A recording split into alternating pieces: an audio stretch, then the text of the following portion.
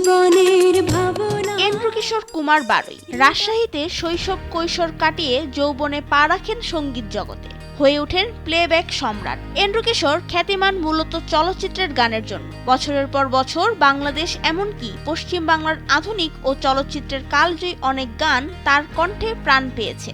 গল্প বা দৃশ্যের সঙ্গে মিলিয়ে সুখ, দুঃখ, হাসি, আনন্দ, প্রেম, বিরহ সব অনুভূতির গানই তিনি গেয়েছেন।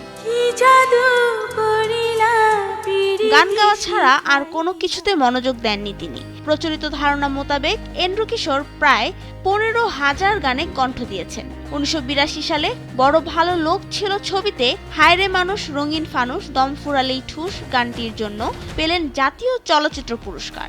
এরপর আর পেছনে ফিরে তাকাতে হয়নি। কিশোরের গানের মূল দিক হলো গানগুলোতে সেই সময়ের গল্প ফুটে উঠেছিল। নতুন ছন্দে ও তুলনামূলক সহজ ভাষায় প্রকাশিত সেই গানগুলো তাই পেরিয়ে গিয়েছে সময়, সমাজ, শ্রেণীর সীমা।